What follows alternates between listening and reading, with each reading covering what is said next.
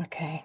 Welcome, everybody. This is the Bowen Island Housing Advisory Committee meeting on March 31st, 2023. Welcome. Before I move to approval of the agenda, I'm going to welcome, we have two new members, which we're very excited about. Always nice to have some new views and new thoughts. So first we have Lois Bellick and second Greg Bosworth. I might give you each just like a quick minute if you just want to sort of quick of your background and why you were interested in joining this Housing Advisory Committee. Lois, do you want to go ahead?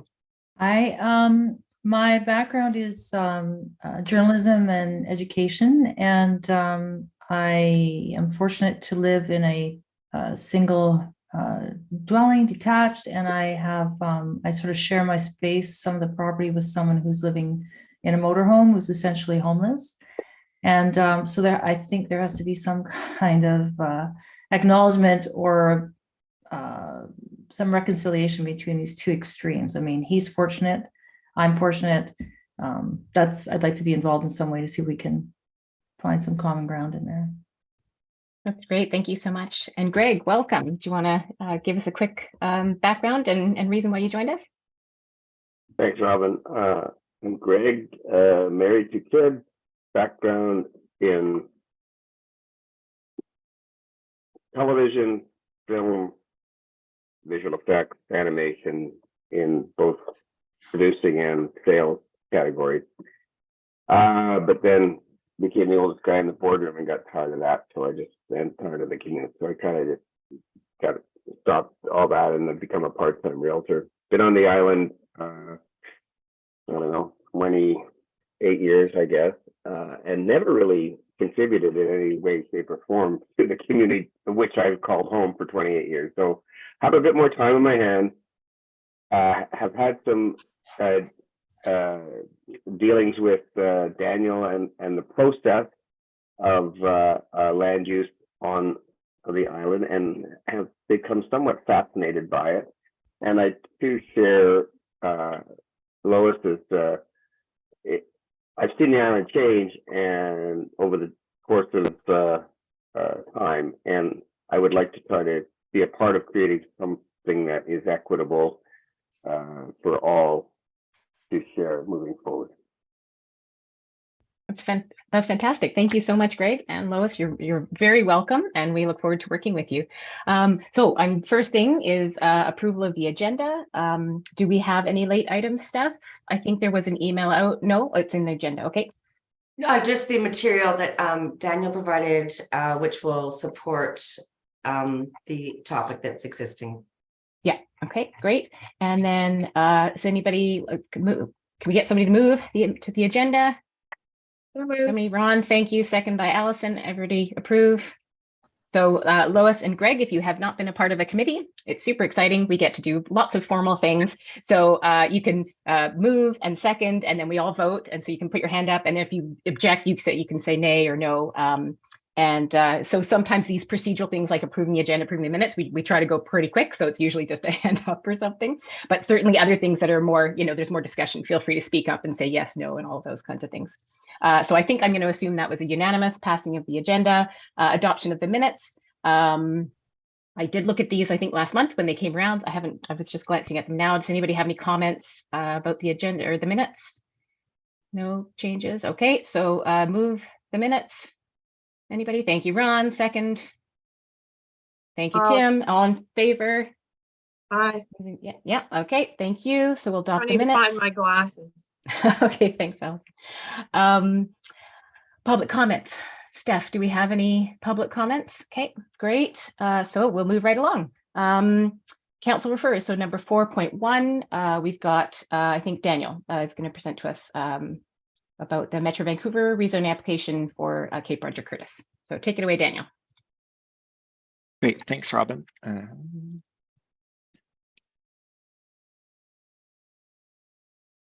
All right, can everyone see that okay? Yes, thank you.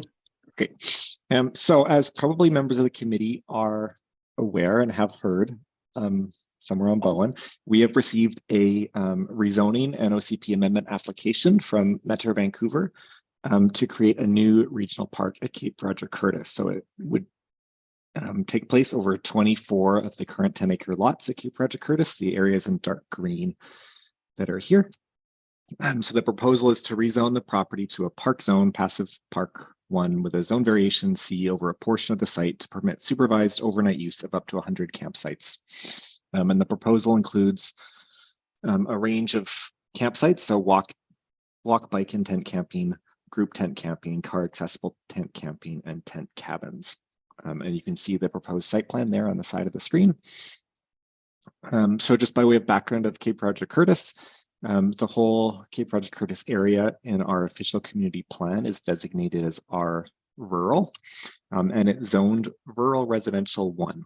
And this is a common zoning for larger properties on Bowen. It permits 1 dwelling and up to 1 accessory dwelling use per lot. So 48 dwellings total over the 24 lots would be permitted under the current zoning. The zoning permits what we call residential guest accommodation, which is the accessory use of a dwelling for overnight use for up to 120 days, sometimes called short-term rental, or people may think of as Airbnb dwellings. The zoning would also permit up to 5 bed and breakfast rooms as part of a home occupation. So just trying to provide context in terms of overnight use currently permitted on the lands. And then finally, our land use bylaw section 3.2.1 is a section where it talks about uses that are permitted in all zones. So every zone on Bowen is permitted: bicycle paths, equestrian trails, pedestrian trails or boardwalks, educational interpretive signage, open space, and natural parks. So currently, some of the municipalities' parks, or like the lands owned by the Bowen Island Conservancy, for example, operate under residential zoning, but under this section of the land use bylaw. So paths, trails, signage are all permitted on any lot. And so for Metro Vancouver's park proposal, the majority of what is proposed, so trails and signage and things associated with parks, would be permitted on these lots without a rezoning, but the rezoning application and OCP amendment are necessary for that overnight campsite use. In terms of process timeline, so this application was introduced to council at the February 27th meeting.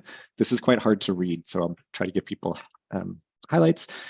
At that meeting, council referred it out to committees, to the Islands Trust, to First Nations, to BC Ferries, Vancouver Coastal Health. And so those referrals are ongoing. We've done a number of the committee meetings. Metro Vancouver has done some open houses. Hopefully you're able to take part in, or Zoom open houses as well. We'll be returning to council, to committee the whole, with the results of that initial consultation. And then the process sort of continues from there in terms of eventually there'd be an amendment bylaw or bylaws to amend the land use bylaw and the official community plan that council would have to give first reading to, it's called, at which point the bylaw gets referred back to the Islands Trust and to committees and further public engagement as council deems appropriate, to come back to council for consideration of a second reading. After the second reading, what takes place is called the public hearing. That's the formal bylaw public hearing where people speak directly to mayor and council on the bylaw. Council consider a third reading.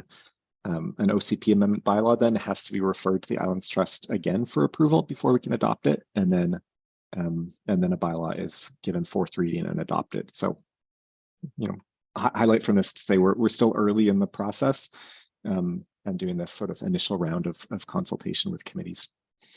And then this is just that motion that council passed on the 27th. So you can see referred to a number of committees. I've highlighted the wrong one here, but number 6 has an advisory committee. And so council is seeking recommendation from advisory committees on this application. And so the different committees, as they've considered this application, have taken different approaches on how they want to provide feedback and recommendations to council. So I've just given some ideas here to help discussion. So it can take the form of general comments that the committee may want to make. It can take the form of guiding principles for a potential rezoning, some committees have said. It could just be a recommendation. You could recommend council proceed or not proceed with an application.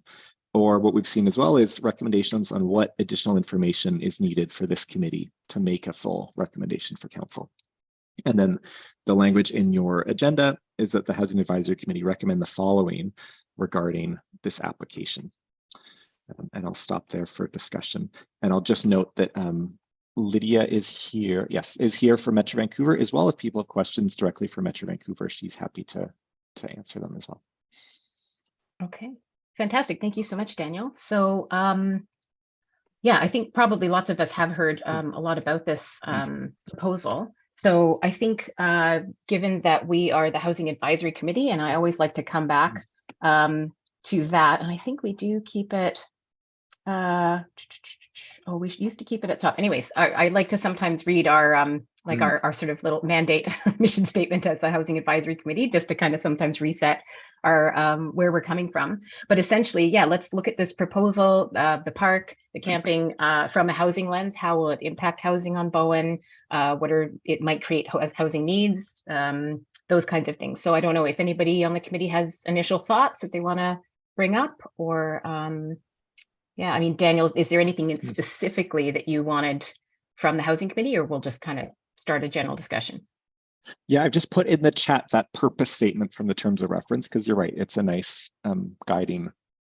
Oh, perfect. So I guiding might thing even to just help. read it out. Yeah, Sure. yeah, I'll read it out loud. So provide council with advice and recommendations on housing issues to help improve the quality of life, the livability, and the working environment for the residents, visitors, and businesses of Bowen Island Municipality. So I think that's great. So I mean, my initial thought, I'm not seeing anybody like frantically raising their hand to talk. So mine certainly was like workers housing. So this is going to create a park, possibly camping. There's going to be employees, which I think is a great thing in terms of creating employment on the island, likely several full-time roles. I don't know how many, and we can, if it's important, we can ask Lydia, I'm sure.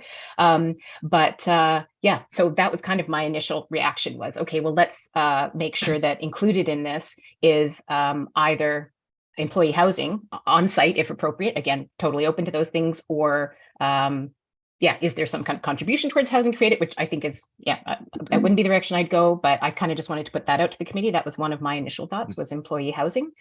Yeah, anybody have thoughts on that, or other things they wanted to bring up? Do I see anybody's hands? No. Oh, I did. Sorry, Ron, and then Allison. Yeah, go ahead, Ron. Robin, I think you make a good point about it will make about the increased demand for employee housing. But is that something we normally consider anytime somebody wants to start something new on Bowen, that they have to think about where the employees are going to be housed?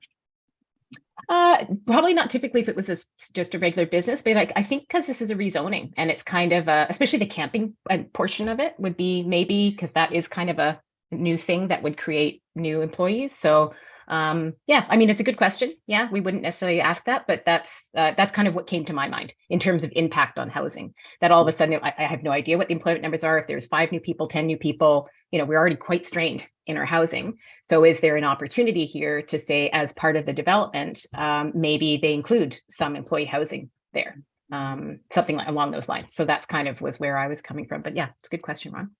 Anything else, Ron? No? Okay, Allison, and then Fritz, and then Greg. Yeah. Well, I guess 2 things came to my mind, and one was I'm assuming there will be additional employees just for the park operation and the supervision and so forth. And I guess I thought about the housing and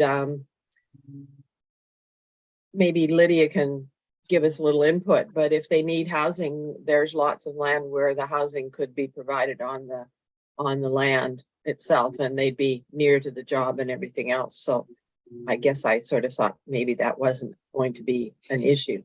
And I guess the other is from how much affordable housing or possible housing would we lose if these were just residential lots? Would there be 24 detached dwellings that would be available as rental? I mean, is that something? But I don't think in the properties that have already been built on that has been an issue, you know, where they've created something that would be rental. So I'm guessing that's probably not something that factors into it. Thanks, Allison. I think that's a great point that I had thought of as well is, and I would argue it's probably not affordable housing, but maybe diverse housing options. Exactly. Exactly. So like had maybe these 24 houses been built and they'd each built a detached secondary suite or a basement suite or something, then there was another opportunity for a rental or something on the island. So I think that's a good point to consider those. So I might ask Lydia just to jump in, and maybe if you could comment quickly on yeah, staffing. So how many staff are you anticipating, and have you thought about or considered employee housing on the site? Thanks, and thanks for the questions and discussions so far. In terms of staffing at the site, I don't wish to speak to exact numbers at this point because quite simply we don't know, but I can speak to Crippen because I know how that is staffed. So we can kind of take that model and apply it. So we have at Crippen, we have a full-time park operator. So they have overall responsibility for field operations at the site, as well as several seasonal workers. So that's how Crippen, and there tends to be a bit of history, but that's how Crippen is staffed at the minute.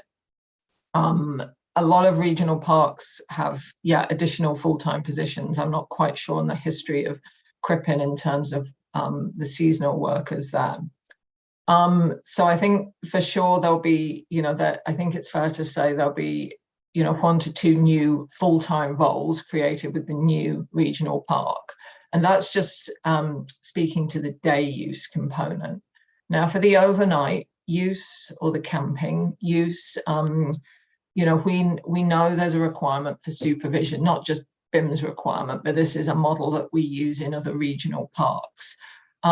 So quite what that operating model would look like at the minute, we don't know. And again, I'm going to just draw on examples. So at Derby Reach, we actually have a camp host who is present on site throughout the operating season to ensure that that is supervised, because of course our typical staff members are basically sort of employed during regular work hours, kind of like 9 till 5, 8 till 4, that type of thing. So that's a little bit about the staffing. So I hope that gives you a bit of a some context, though not a kind of future answer. Thanks. Yeah, no, that's great, Lita. And so just to clarify, for the camping, the sample example that you gave us, that host, it would be a seasonal thing and they would be 24/7 on site. Would they have like a caretaker's building, like a house or something? Is that how it would work? We haven't looked at particularly at the operating model. We know, so, and again, I'll just draw to some extent, there's a couple of different examples, but Derby Reach, they actually have a trailer on site because of course if somebody's spending, and our operating season is May through to end of October. So if somebody's spending that duration on the site, they cannot be accommodated, they need a more permanent structure. So whether we'd actually look to having, essentially a kind of, caretaker's house for want of a better expression, or a trailer, we're not that far into our operating model yet, but as I said, I think it's fair to say they need they need accommodation for that period. Okay, for that, that role. Okay, great. Thank you so much. Thanks. Appreciate the answer. So next we had, let me just check my Fritz. Go ahead. Yeah, I find it very interesting. With looking at an application, and I kind of wonder with Metro Vancouver, is this like one of a kind proposal, or is this part of a larger initiative? If you look at the history, I mean, I think Bowen Island has been should be very happy with what happened on created Crippen Park, and we ended up with the community lands, which are now used for the community, and all these improvements that are made to Dorman Point are absolutely amazing. So there must be a bigger plan. Like, you're right by Metro Vancouver. If this is just one of a kind, or is this part of something bigger? And if you think about the future, then you would also think about how that operation works in the future. I can't see it just as a single rezoning application for one piece of it. There must be more behind it. Like, is it all the crown lands that in the end become part of a huge, amazing Metro Vancouver Park, and you have a center where you run your operations from? Or is it just like, this is next and we have no other thought than Cape Port Securities?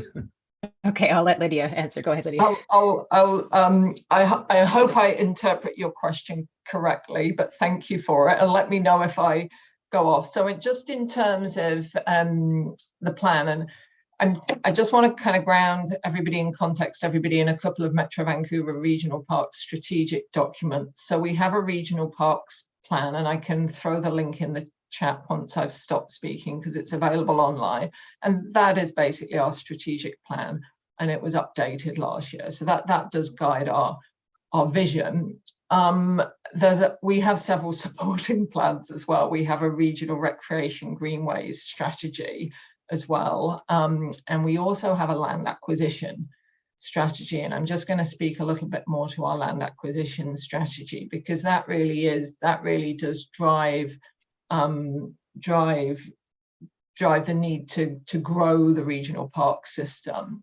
So it's an ambitious plan. I think it runs up to 2050, and it acknowledges the need to grow the regional park system by as much as protecting the region's natural and sensitive ecosystems by about, I think, 50%. I can't remember what percentage is currently protected.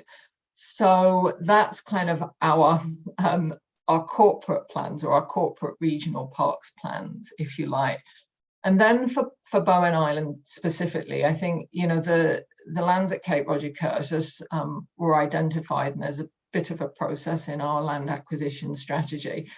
They were identified because they really had high ecological value. They also had this, they have potential to turn them into park use because their access. Sometimes we find lands with high ecological value, and then it's they can be landlocked, or they can be so they had good potential to adapt for park purposes. So that's how the lands were identified as part of our land acquisition process, and the document does speak to some of those steps a little bit more. We don't, in terms of sort of a vision on Crippen, we do have a land acquisition catalogue.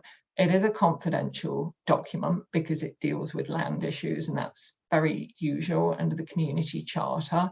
And we do identify in this confidential catalogue lands that have potential for regional park. Doesn't mean we're going to go out and acquire them tomorrow, because there's all kinds of conditions that you need, like a willing seller or willing partner, or sometimes it's just getting tenure if it's Crown land. But we have a catalogue that supports that. I think in terms of ambition, as I think you framed it on Bowen Island, we sometimes identify, there'll sometimes be very obvious land parcels that you're looking to acquire, like one of our parks in the valley. It's quite a nice rectangle, but it obviously had one lot missing. Sometimes it's as simple as filling in the jigsaw. I think in terms of ambition on Bowen Island to create further linked lands, I think we're often looking for ecological connectivity, things like that. I think at this point, there's certainly good connectivity on Bowen. I don't think we're looking to perhaps join Crippen and Cape Roger Curtis, if you see what I mean. I think there are, there's ecological connections, and then there's a kind of physical connection. So I hope that answers your question somewhat. I will throw some of the plans I've spoken to in the chat so that the group can look at them or just be aware of them. Thank you. Great. Thank you, Leda. Fritz, does that answer your question? Well, it's very interesting to hear. Thank you for that. So I guess that, if you look at Bowen, I think it's a huge opportunity for Metro Vancouver, and then you would expect that there's a bit of a more distinct vision. There is only one Bowen Island, west of a huge metropolitan area, and I think that somehow for that proposal to be understood and accepted, there has to be more in it. And so if it would be a growing initiative, and that would mean that you're more organized for what you need in the future for housing and all that, then I would personally find it exciting and of interest. Okay, great. Thanks, Fritz. I'll go to Greg next. Oh, and just be sure to unmute, Greg. Zoom rookie, I'm not. The question I had, you posed, and I wanted to ask about staffing and housing, but while the conversation is going on, another question came to mind, and I'm wondering, and you touched on it, but there's when somebody develops a piece of property, there's a requirement for 15% donated to affordable housing or cash in lieu of. Is that mechanism still potentially in play in this process? And what are people's thoughts on that? That's a great question, Greg. I literally wrote a couple minutes ago. Daniel, can you comment? Does the affordable housing policy apply to this rezoning? I'm just pulling up the policy here. Yeah, because I So mean, it it's says- definitely tricky because yeah. it's not housing. Yeah. There's no density and stuff being asked for. So yeah. So the applicability of the policy says this policy applies to any new development, bracket, residential, commercial, or industrial, granted through a rezoning application or other development approvals such as subdivisions. I mean, so my thought would be no. And in one, because it's in essence, it's a like it's a downzoning of the property in terms of like residential development proposed. Mhm. So if currently the lots are permitted 24 dwellings, through the rezoning, maybe there'll be permission for, 1 or 2 staff housing units. Right. Okay. Yeah, that's clear. Greg, any other? So I Question think for- that was a no. Yeah, I think- this zoning, the policy doesn't apply to this particular type of down zoning in this case. Yeah. Or, or I guess, yeah, that's Daniel's interpretation of how it's written. What Sure. do we think as a housing committee? Is that appropriate? And Yeah, because I guess I could see someone saying, well, this is, the campground portion is actually commercial mhm, zoning. that's and what I was thinking. So yeah. yeah. That there's maybe some gray area room for Yeah, interpretation, but what do you think, Greg? Like, if do you think it should apply, or if it was to apply, what do you think? Is it a cash in lieu? Should we ask them to build housing? Like, what are your initial thoughts? Well, because of the nature of the development, cash in lieu would be the I guess easiest thing to try to accommodate, and it would provide some benefit to the island, that I think that the community is wanting. I think to Fritz's point is like Vancouver is getting all of this, and Vancouver people are going to come and use all of this, and so okay, that's great, yeah, and there's a lot of exciting and it's positive and all of that, but how is it benefiting us? Mhm. Traffic mitigation, but how in terms of housing, how is it benefiting us? And cash in lieu would be a benefit to affordable housing. So we just have a few more minutes left kind of in this time slot. So if anybody else has discussion, I think it would be interesting to see, how we